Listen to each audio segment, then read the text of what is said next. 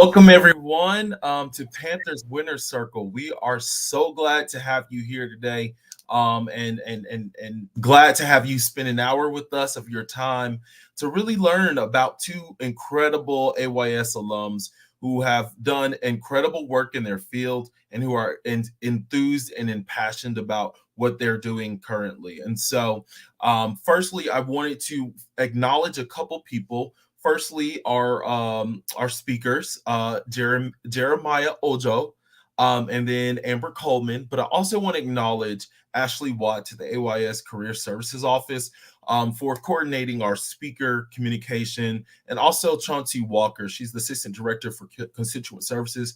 Constituent Relations for the Alumni Association, and we sincerely appreciate them for their coordination in planning this whole event, because it would not have gone down without them. So thank you all. And then next, we'll just kind of get into the introduction of who I am and who Deja is. So Deja, do you mind introducing yourself? Sure. So my name is Deja Velasquez. I attended the Andrew Young School, which is what we call AYS. And I attended the Andrew Young School and I graduated in 2016 with my bachelor's in international economics and French, as well as my master's in public policy in 2018. And so I think it's just really a great opportunity to get more engaged with our alumni. And I am a new member of YAC, which is the Young Alumni Council. I'm just so excited to be here, be moderating this panel, and just get more in touch with everyone at the university. Awesome. Well, my name is Troy Crittenden. I'm a public policy manager for the Georgia Chamber of Commerce, and I currently serve as the the partnerships and engagement chair for the Young Alumni Council. I graduated from AYS Andrew Young School in 19 with my master's in public administration. It was such a transformative experience, not only just Georgia State, but the AYS community was super helpful. And so I'm glad that we can kind of spread that good cheer and that good news about AYS amongst to all of our attendees. So thank y'all for giving AYS the space in your hearts today.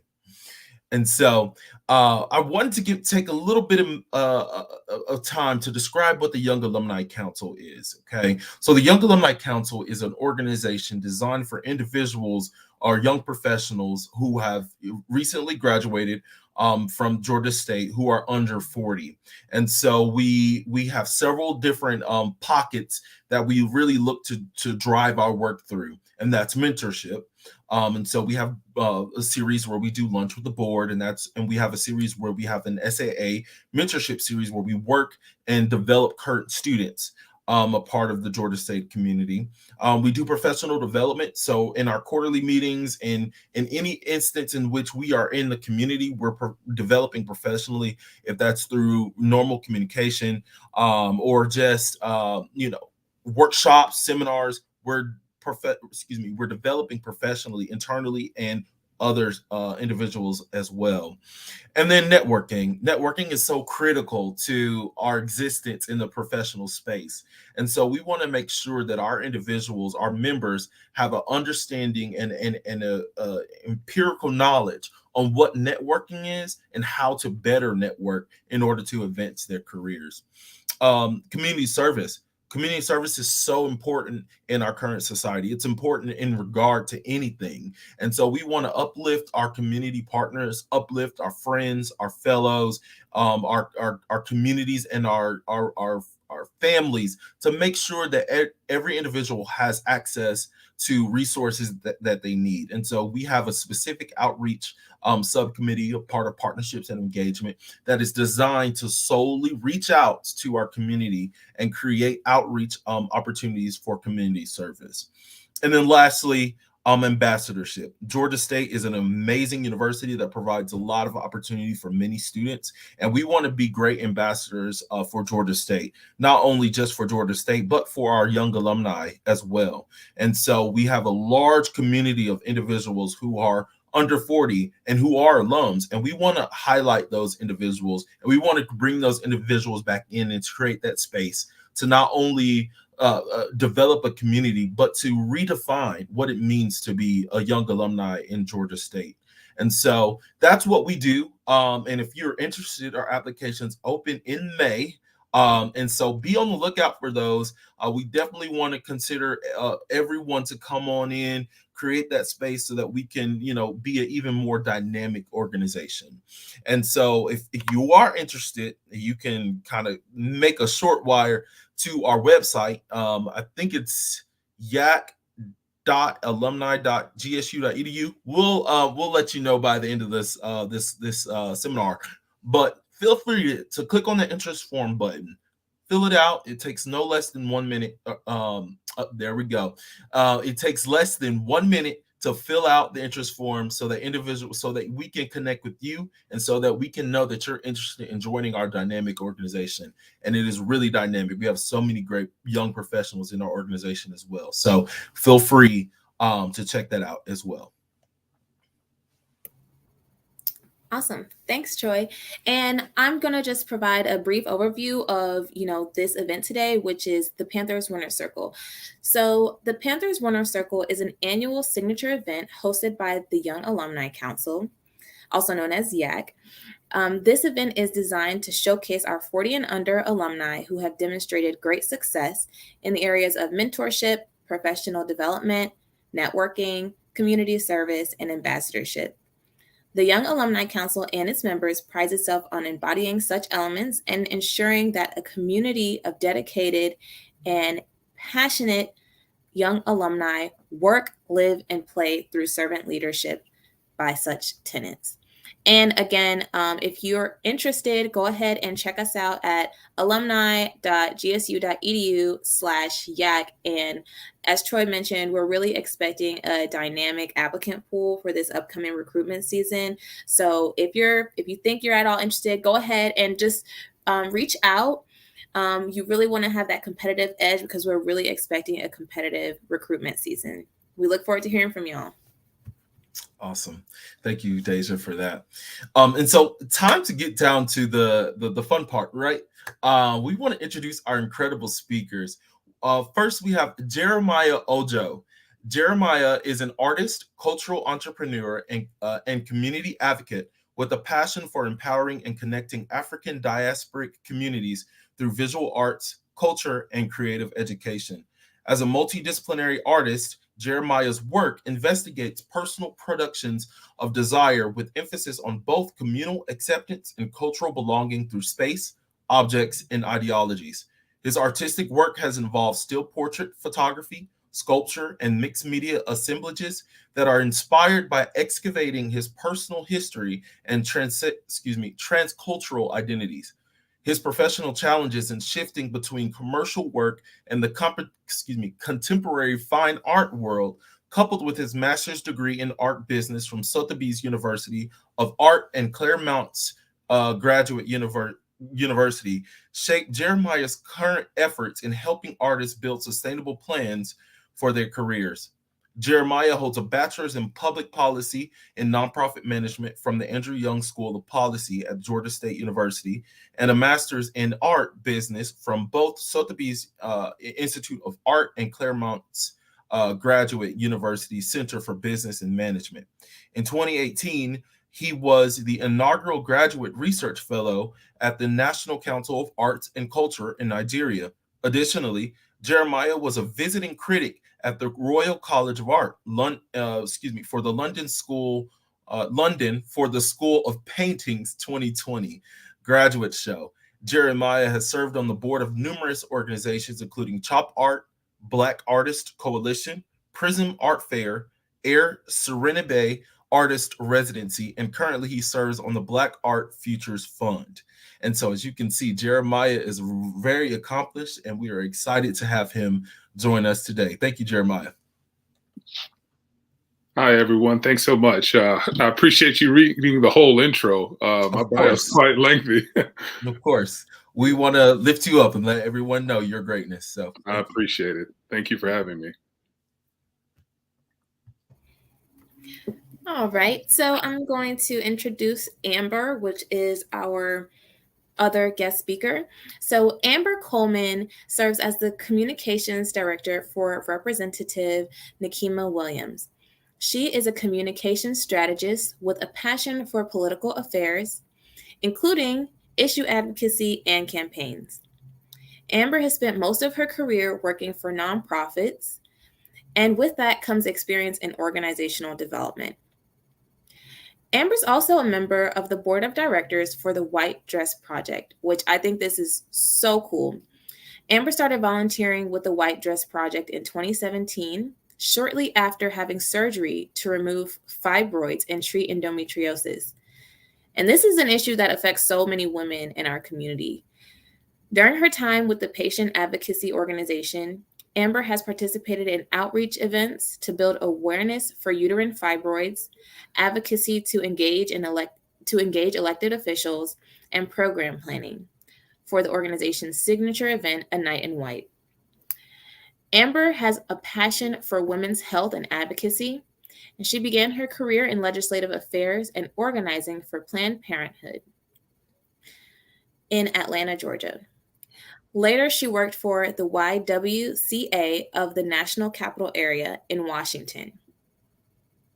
Amber was a member of the campaign school at Yale University's 2013 class, and she's a proud graduate of Howard University with a bachelor's degree in journalism.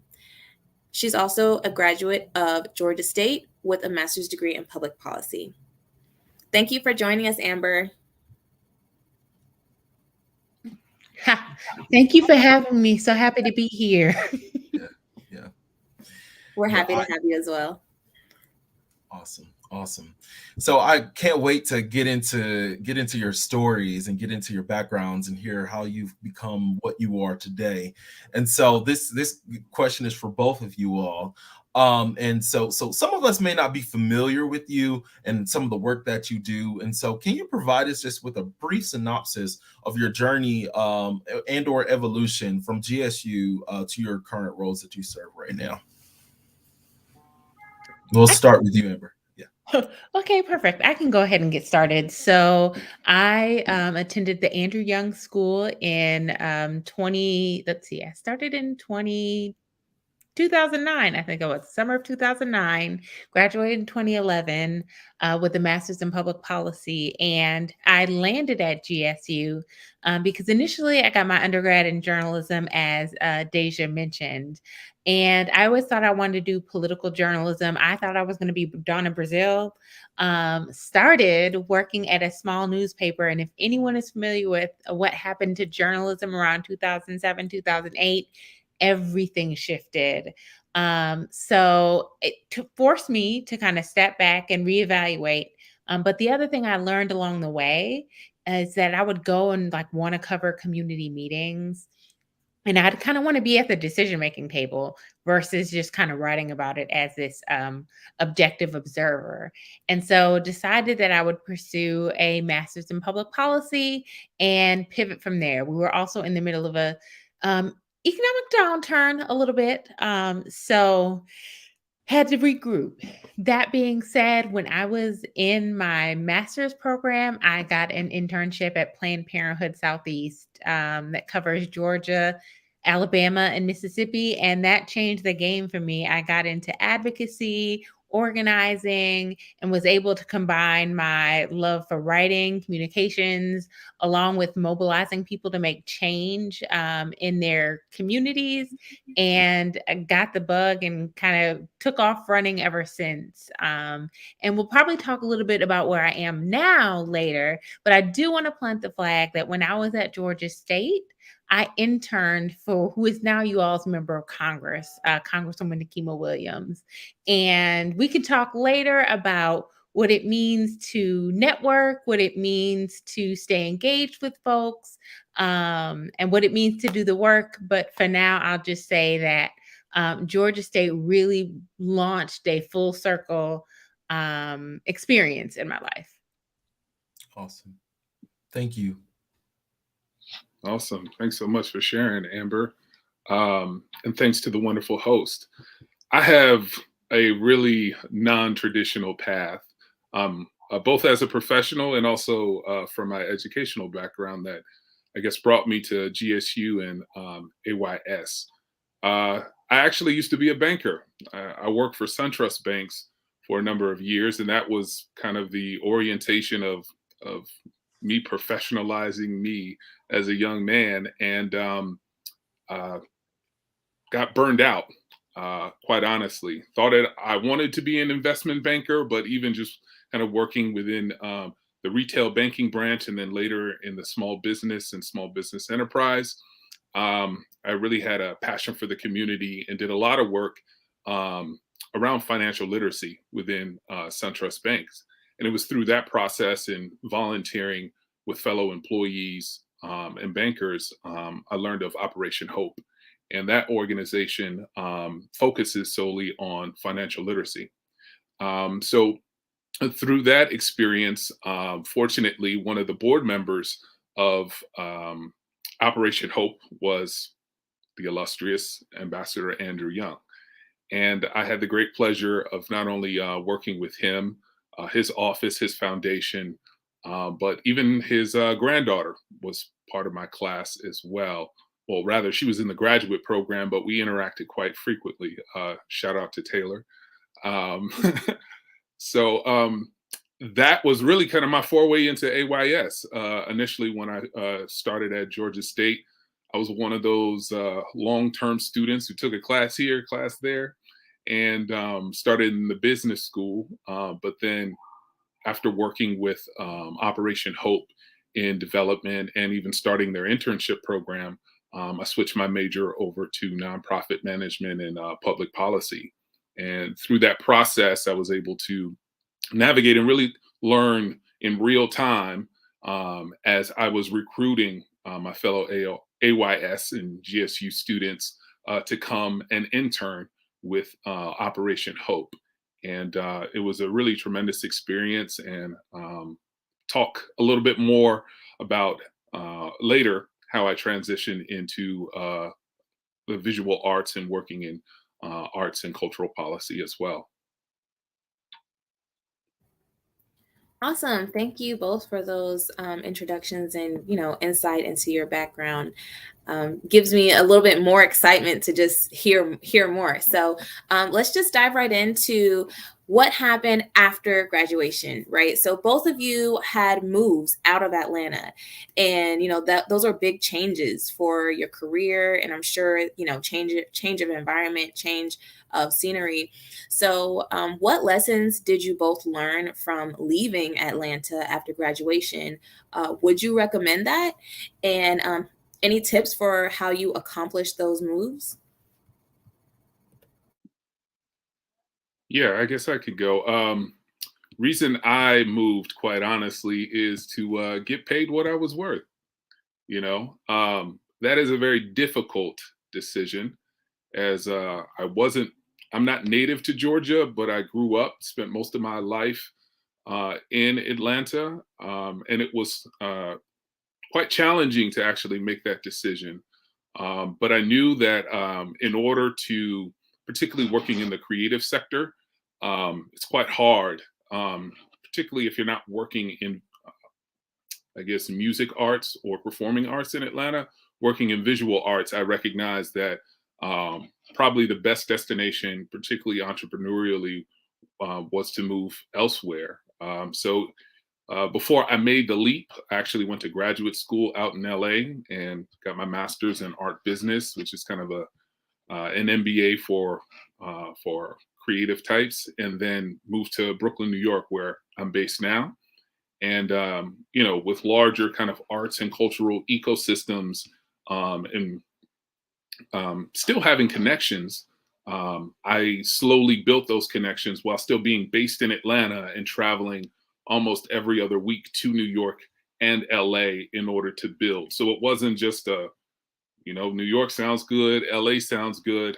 It was kind of a slow process of building the networks and the capacity and understanding, what the challenges were, because it's very different visiting, New York and LA to work versus living, particularly the cost of living.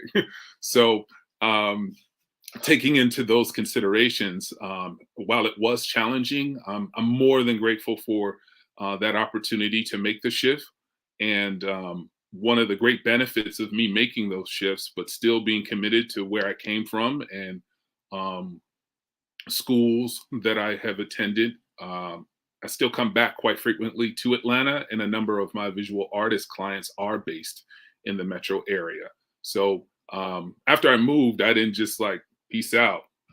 It was really, Atlanta had so much of me in it. And I think anyone who's Southern or spent time in the South, fried chicken, mac and cheese just hit a little bit different when you're, you know, in that 285 loop very differently from what they call soul food elsewhere. So that's what urged me to relocate. So for me, I will be fully transparent. It was actually a really difficult decision to leave Atlanta. After I graduated with my master's, I had built up a career, I'd built up a community. I had volunteer ties. I'd served as president of the Young Democrats for a few years.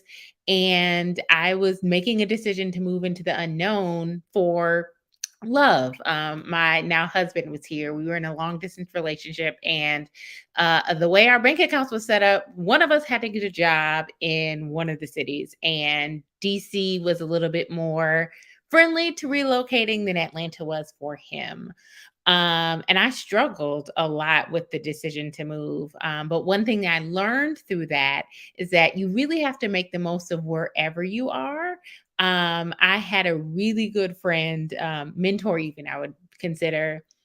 One evening, it was about 3 months into my move to DC. I had changed careers a lot. I took what some people would consider a career downshift, right? I was lobbying in Georgia, traveling across 3 states, and came to Washington, DC to work as a staff assistant on the Hill, which is a shift in career. Love the Hill that I do. I'm back here now, but it's definitely a shift. And I had a really, really good friend give me 2 pieces of advice. Where I was working, try to determine what drives everybody around me, as a way to kind of learn about folks around you. And then to make the most of where you are for where you're there, like while you're there. And I really had to shift my perspective to find a way to DC was never going to be Atlanta. As many people who told me when I made the move that like DC was just a bigger Atlanta. Two different areas that I love for very different reasons. But it was about finding the best in where I was at the time. That really helped me to shift my perspective, to find new experiences, to build a new community, and now to land where I am now. And I can definitely look back and say that none of this would have happened without making that move to DC. I would love to move back to Atlanta at some point. You got to manifest what you want. So just putting that out there now. But I can definitely say that the one thing about making a transition that I learned was that it's not about recreating what you had in the place you were before. It's about finding a new perspective altogether. And that really changes the game. I really love what both of y'all said. Jeremiah, I think it's so important to have relationships wherever you go. It's not only for the professional side, but for your mental health too. It's so much easier to say, okay, I'm here, but I have support, even though it's new. And then Amber, the downshift, sometimes it's necessary. So I think that it's so important that both of y'all, shared that experience.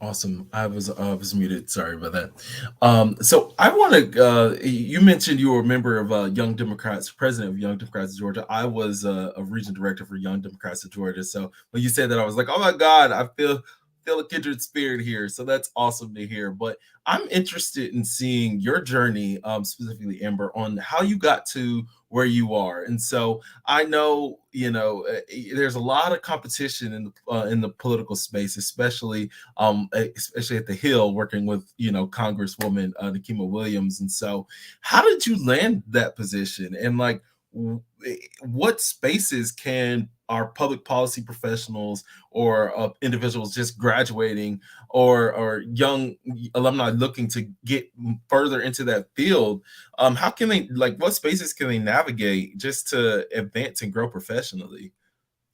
So long before I landed this position, I think the best advice that I got and kind of how I landed positions leading up to this was showing up. I started as social action chair for the Young Democrats of Atlanta almost literally because I showed up at a meeting and the e-board had some spaces and I kept showing up at meetings and they were like, "Hey, would you like to serve in a greater capacity?"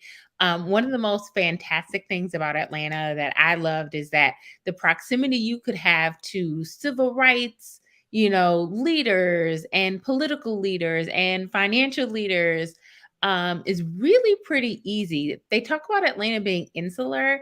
The thing is, you show up, do the work. Like, it costs you nothing more than a few Saturdays. Jeremiah, I think our circles ran pretty closely. Your name sounds very familiar. And I think I read in your bio that you were with the Urban League of Greater Atlanta Young Professionals.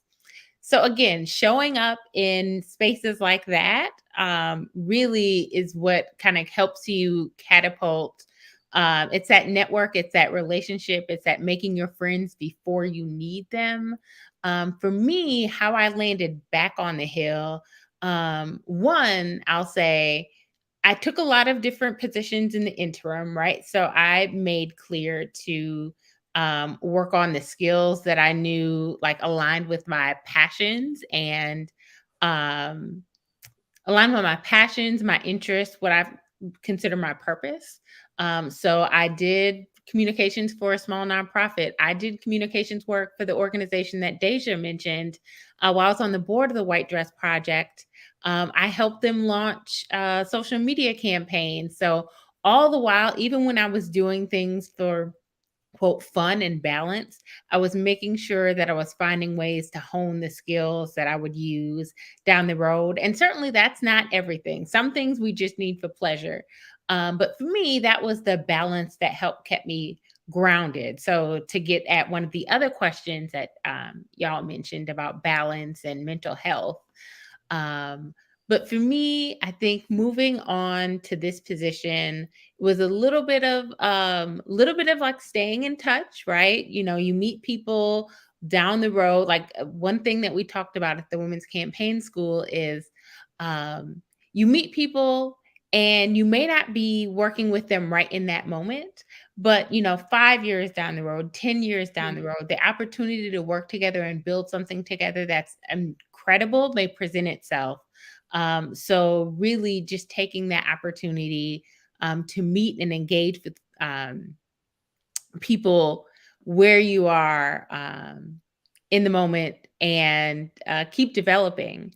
And then the last thing I'll say in terms of competition on the Hill, it's best to reframe and think about yourself as your competition. I know that's really hard and it sounds easier said than done. But for me, I'm always thinking, what can I do to be better, to serve my member better, versus getting caught up in, the people talk about climbing, right? Where you're just going from office to office to office, position to position to position. I have always found more longevity in connecting to a purpose. And so, yes, I work for Congresswoman Nikema Williams. There is fate attached to that, but there's also a purpose attached to that. I believe in everything that she's doing for the 5th District. I believe in the way that she serves people. I believe in the work that she's done long before she got into Congress. And so some of those principles are really what helped me to cut through the tape, to cut through, the intimidation of competition to really live out my purpose. Awesome. Thank you for that. That's such a powerful message. And I love what you said, Amber, about just being your own competition. And then even with Jeremiah, I know an artist, and they said, when they're in the art zone, they don't look at what anyone else is doing. So I just think that's so powerful to just have that tunnel vision and just focus on yourself and ice out what other people are doing, because we compare ourselves even when we don't want to, or even when we don't acknowledge it. So I thought that was awesome. Okay, so for Jeremiah, you have your art business, Ile Kunwa, and I just wanted to kind of get into some of your background with starting your business and intersecting your passion for, policy and art, because many people, even myself, like when I think of those two ideas, I think of them as separate. I don't really think of them as, combined, but I know that there is so much community engagement in the arts. So, how did you intersect your background with community engagement and your passion for the arts?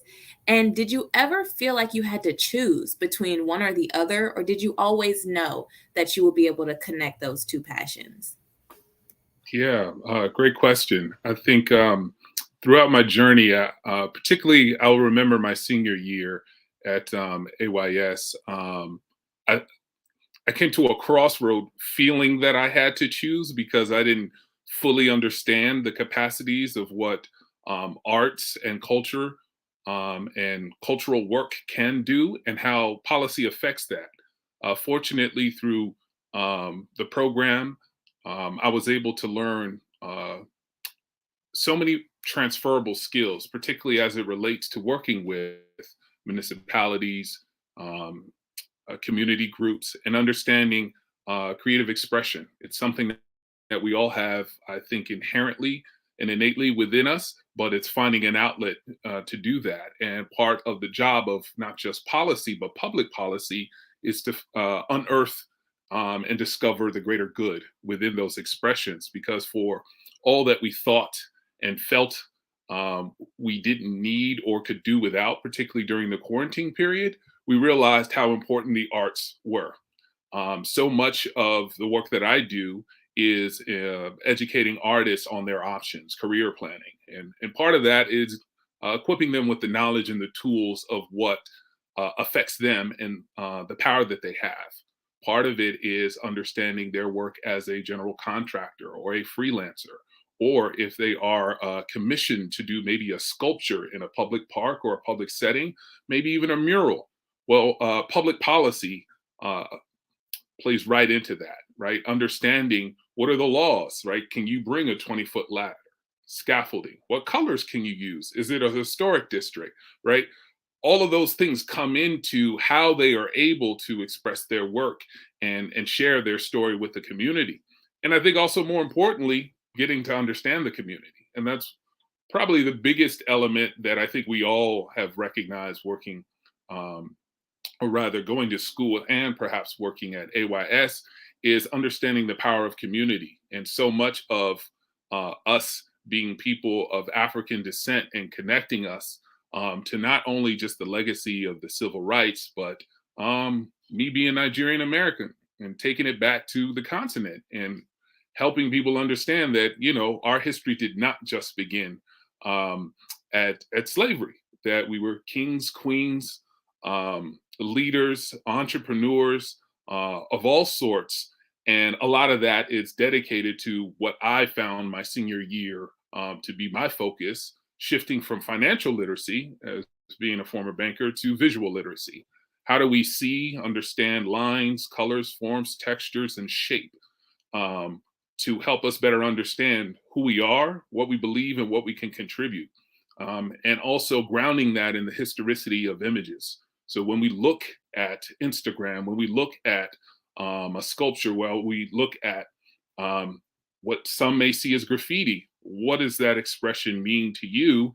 And what are the rules and the regulations that facilitate or impede those creative expressions? So understanding that has been paramount, especially in guiding the careers of visual artists, as many of them want to grow and expand, not just within their communities, but nationally and internationally. A big part of that is understanding what they can do at home. What are the resources you have around you? Amber made so many great points about just showing up. I think the greatest advice I received is action brings clarity. And when you go out there, particularly when you serve, there's just something about being of service to someone that it's a little selfish, because the euphoria that you feel when you connect with someone in the community that not only sees your time, but also recognize your talent, and you're able to cultivate it. And in many ways, it's risk free. Saturday here, a Sunday there. Ultimately, those experiences are the things that equip you to navigate the tough times when you do enter the professional sphere. Whether you're seeking a new job or putting in a bid for a contract, those experiences culminate into something that allows you to tell a story, because people invest in people and not ideas. So that's how I was able to find the intersections of art and policy, and it's been great. Wow, that's so much to unpack there. And so I would love to just like sit in hours and talk to you about that, because that's a lot, it's really deep. But kind of thinking about it though, when you mentioned like how you paint your story or tell your story, like I'm I harken back to like pictures of individuals in the 60s or 30s or just old vintage pictures, and just remembering and seeing those pictures, and I see community.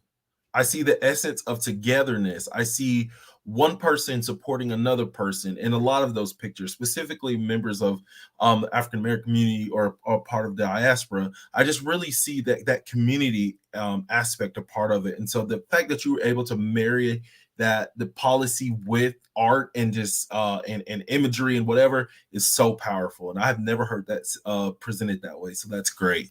And so thank you for that. And so, kind of switching gears, we've got 4 people here from AYS. We could not have 4 of us here without having some policy talk, right? And so, Amber, I feel like you could communicate effectively what some of Representative Nikema Williams' policy priorities are. And so, do you mind kind of briefing us a little bit about what's going on at the Capitol these days, and what are some of her principal legislative objectives for the year? I don't mind doing that at all. I have to be ready at a moment's notice. So our boss says, if you stay ready, you'll be ready. And Awesome. thankfully, since I write about the policy pretty much every day, I can give y'all a little bit of a look. So what just recently happened, which is really exciting, yesterday, Congress, at least the House, passed a federal spending bill. And in that federal spending bill, Congresswoman Nikema Williams had 10 community projects for the 5th district that are funded fully. So it's rare that folks get exactly what they ask for or more. And so that's about $7.7 million that will come into the district for things like mental health. There's a Georgia State project that's funded, reconnecting communities. Let's see what else, healthcare. So, the past 2 years have been tough on our healthcare system. And so really helping to advance President Biden's mission to build a better America through strengthening our healthcare, making healthcare affordable for all. But 2 things I think for young alumni that would be particularly interested in, I'd say number 1, we are all of the diaspora on this call. So I'll just name closing the racial wealth gap. It's a huge priority for Congresswoman Williams. Atlanta has the widest racial wealth gap in the country. So what that looks like is affordable housing. It looks like increased access to capital for businesses. It looks like making sure that opportunity is really available for all, so that we can close the gap between Black African American individuals and white individuals and how much they have, because ultimately wealth is important to thrive. So that's number 1. Number 2, I think we all have graduated from school, and I don't know about y'all's financial situations, but I got some student loan debt and don't want to have it anymore. And Congresswoman Nikema Williams is definitely interested in not only canceling student debt, but finding ways to make it easier for folks along the way until we get to that point. Of course, canceling is going to be a long road down. Hopefully not, but we'll see. But nonetheless, there are practical steps that we can take in the meantime to make sure that people who are burdened by student loan debt aren't held back doubly. So, over the past 2 months, the Congresswoman has joined with her colleagues across Congress to introduce what's called the Clean Slate Act. And so, it's a series of bills that take practical steps to help borrowers. So, very quick example, if you go into student loan default and you pay your way to repair that default, right now on your credit score, that default will stay there and the negative impacts of that default will stay there. So now you've defaulted and you've climbed your way back out of it, but you still can't get a house because your credit score is impacted. What she wants to do is make sure that if you do the hard work to pull yourself out of the default, that at the very least, we reward you by cleaning up your score so that you can continue on with your making your financial moves, being that purchasing a home, being that getting the capital to start a business, whatever it is. And so those are two key areas that I think would be of interest to everyone here. But in general, like broad brush umbrella is making sure that everybody, no matter their zip code, no matter what's in their bank account, no matter what they look like, no matter how they identify, can thrive and not just survive. And that's something that I think we can all get behind, right? We all want to thrive. We all want to live our best lives. So, Troy, I hope that gives you a good taste. I could go on, but I don't want to take up the whole call. Yeah. That's a lofty conversation talking about policy there. So, but we appreciate you for adding that. So, Nakima Williams is my representative as well. So, I supporting all of your efforts and hoping that y'all are rock stars at the Capitol. So, thank y'all for your work. Thank you for the work that you're doing there. Yes, student loans. I know we're all on that same page. Okay, so the next question I have is for Jeremiah. Kind of taking it back to your business. So Jeremiah, I know, like you had mentioned about kind of art relating to community engagement, relating to rewriting history. I love that. Because, like you mentioned, to the motherland, we are kings, queens, but not only that, philosophers, astrologers. We are so much more, right, than what we find in the history books. But kind of forward thinking, I feel like, now you mentioned your passion for financial literacy. And I feel like entrepreneurship has so much to do with that, because entrepreneurship is a way that we can start generating wealth and building wealth and then passing that down to future generations. So just kind of honing in on entrepreneurship, what are some challenges that you face, like in that startup phase, and then just staying, consistent with, I'm going to stick to this entrepreneurship, because I know that it's a roller coaster. I know that there's ups and downs. So how did you stay the course? And are there any tips for any folks who are interested in policy that also may be interested in entrepreneurship as well? Yeah, I think part of what has made me a successful entrepreneur, while I haven't achieved all of the aspects of my goals, I'm still in a fervent pursuit of them and still remain ferociously curious about so many different things, both as a creative professional, but also one that has a background in public policy and nonprofit leadership. And I think probably the toughest decision I had to make was resisting the traditional startup model of raising funds either through venture capital or even fundraising, and even just defining the style of business that I have, where initially bootstrap all the money I would make, pour back into the business. And that can be challenging, not just financially, but emotionally. It's just you feel like you're running in circles.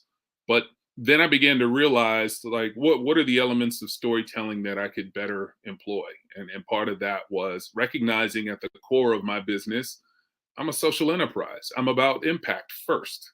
So while I do generate income from my clients, and artists pay for my career management services and career planning. um, I also measure that impact with all this data. And that's been the greatest advantage, because I've been able to collect a lot of the data that I've been working with cultural institutions, artists, and the like, and be able to better storytell and let people know the type of work that I'm doing. That while I'm still a small or micro business, that my impact reaches far. And I guess to the point of uh, offering some tips or recommendations for those who are interested in entrepreneurship is, you don't have to choose. And it goes back to that decision that I had to make, and kind of like plant my flag and saying, yeah, I have a background in banking, personal finance, and small business management, but I also was a photographer full time, and I had to learn how to be left brain and right brain at the same time, right? Shoot, dribble, defend. I had to play all positions. And that is going back to, again, working in the community, volunteering. I learned so many different transferable skills just being in the community, that they all applied to when I'm now running my own business. I have, an assistant and some art coaches and other people who are assisting me in doing my work. A lot of that was through managing the internship program at Operation Hope, and managing so many different tasks and projects where the risk was much lower. Of course, I wasn't being compensated. Sorry for the sirens. This is Brooklyn. That's like a daily thing. But I think part of it was really understanding what capacities I have to lead. And that leadership started with myself, right? What are the habits, the rituals that can improve my production every day? And that's what not only do I coach my clients with, but I have to be onerous and integrous with myself to say that, all right, I can just wake up and hang out in Central Park all day, or I can network. I can go to shows. I can meet artists. I can visit local leaders, museum and cultural directors, understand what their challenges are, and use my myriad of transferable skills to assist and support that. And that's why I'm so big on creative education and visual literacy, because unless we, particularly as Black people, understand, how imagery controls and has defined our history and who we are, then we are constantly being reminded how inadequate we are. So a big part of my job is to fortify the spirits, the career paths, and even the financial capacities of visual artists, so they can continue to generate artwork that we all are able to see and enjoy. Awesome. That's really powerful. And so, you've kind of motivated us to both of you all to just kind of see a bigger picture, set the scene, see what the context is, and provide some action. And so, what would you give a comment or advice, one blurb or sentence on for any of our young alumni or students who are listening or attending? What action steps can individuals take in their community, or what action steps can someone take to better themselves professionally, maybe to get into entrepreneurship, maybe to make that leap to DC to go in the Capitol or to work at Capitol Hill? What is one thing that you tell people all the time that really motivates them to just see that brighter picture, that bigger picture?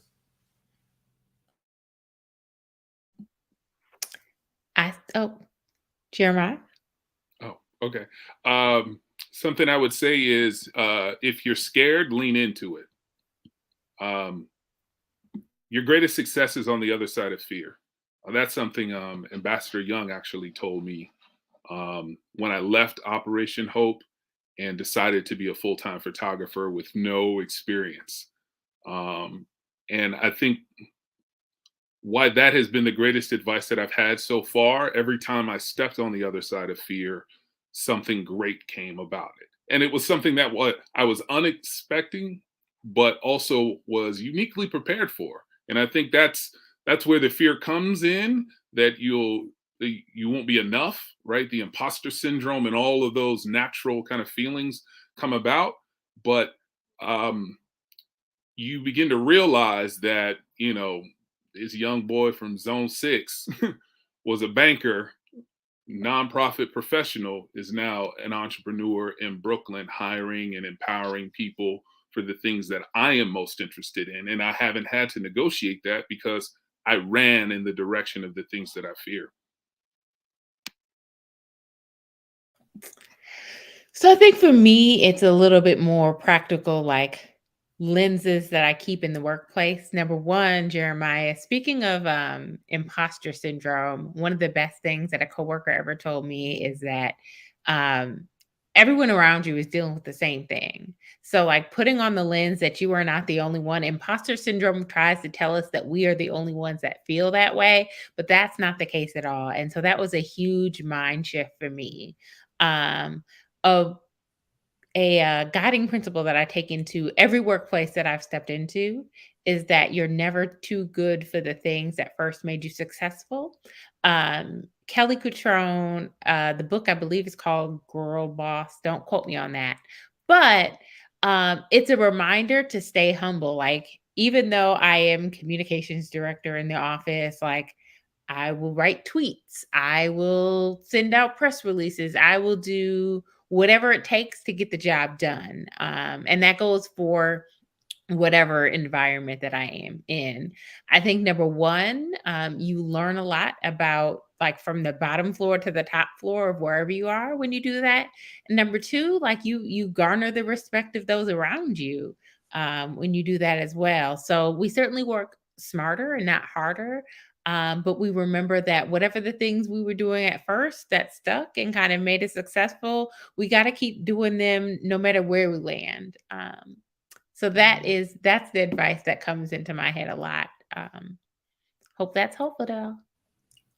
Yeah, that perfect bookends to our discussion today. And so I just want to thank you all both sincerely for showing up for this conversation, having this insightful dialogue, and pouring into our young alumni community, because I know somebody who's watching has learned something or took something away that's valuable. And so Amber, for all the work you're doing at the Capitol, and Jeremiah, for all the work that you're doing to enlighten members of our community, I really do appreciate it.